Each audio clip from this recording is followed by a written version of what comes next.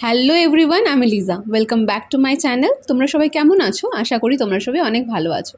আমি আগের দিন বাজার থেকে যে দুটো ফুল গাছ নিয়ে এসেছিলাম, ভাবছিলাম যে গাছগুলোকে বাঁচাতে পারবো কি না। দেখি দুটো গাছগুলোকে বাঁচাতে পেরেছি। গাছে অল্প অল্প করে ফুলও ফুটছে। আর আমাদের বাগানে হয়েছে উচ্ছে গাছ। দেখো ছোট্ট ছোট্ট উচ্ছেগুলো হয়েছে, পুঁই শাক রয়েছে, সেগুলোই তোমাদের সাথে ভিডিও শেয়ার করছি।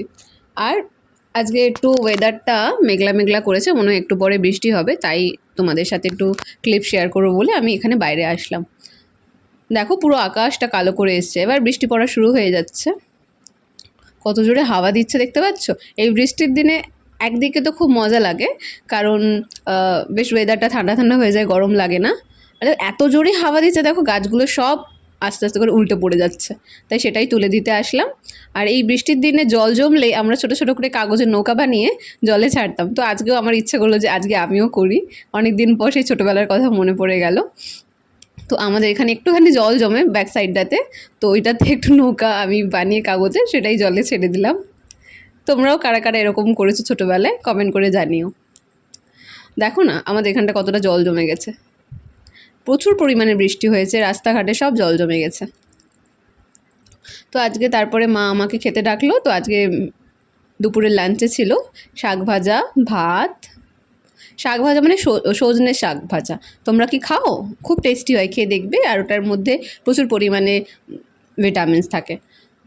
পটল ভাজা, একটু আমড়া দিয়ে একটু টক করেছিল, আর ছিল সয়াবিন আলুর তরকারি। তো ওটাই আমি আজকে খাচ্ছি। প্রথমে একটু এই টকটা দিয়ে খাবো, কারণ এটা আমার ভীষণ ভালো লাগে খেতে। আমড়া জানো তো, আমড়াটাকে ছোটো করে ছোটো ছোটো আমড়াগুলোকে পিস করে কেটে ওটা সেদ্ধ করে সুন্দর করে সর্ষে বাটা দিয়ে এটা করেছে, হেভি টেস্টি লাগে। তো ওটাই আমি মাখিয়ে নিচ্ছিলাম, নিয়ে আমি খাচ্ছি। দারুণ খেতে, দারুণ। তোমরা বাড়িতে ট্রাই করো, যদি বলো তাহলে আমি রেসিপিটাও শেয়ার করবো। আমার মা বানায় এটা। তো এটাই। তো এবার স্টুডেন্টের কিছু কাজ ছিল, তো সেইগুলো প্রজেক্টের কাজগুলোকে করে নিচ্ছিলাম, কারণ ওর সাবমিট করবে। তো ওই আমার এটা করা বাকি ছিল, তো সেটাই। এবার সন্ধ্যাবেলার দিকে যেহেতু ওয়েদারটা একটু ঠান্ডা ঠান্ডা ছিল, তো মনে হলো যে একটু মোমো বানিয়ে খাই। কারণ বাইরে গেলে না ঠিক ওই আমি ভেজ মোমো, যেহেতু আমি ভেজ মোমো খাই, ঠিক পনির মোমোটা আমি খুঁজেই পাই না, সব জায়গায় চিকেন মোমো চিকেন মোমো। তো আমি ভাবলাম যে একটু বাড়িতেই তাহলে মোমো বানিয়ে খাই, বেস্ট হবে ওটা। তো ওই জন্য একটু গাজর, বাঁধাকপি, পেঁয়াজ, ধনেপাতা এগুলো সব নিলাম, পনির নিলাম, দিয়ে ওটাকে পুরো ছোট্ট ছোট্ট করে গ্রেট করে কেটে নিলাম, দিয়ে ওটার মধ্যে একটু নুন মাখিয়ে রেখে দিলাম।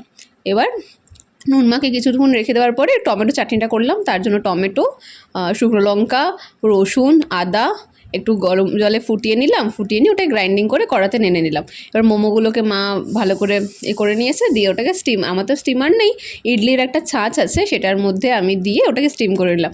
তোমরা যদি চাও তাহলে মোমো বানানোর রেসিপিটা আমি শেয়ার করব। আমার ভিডিও তোমাদের ভালো লাগলে সাবস্ক্রাইব করো।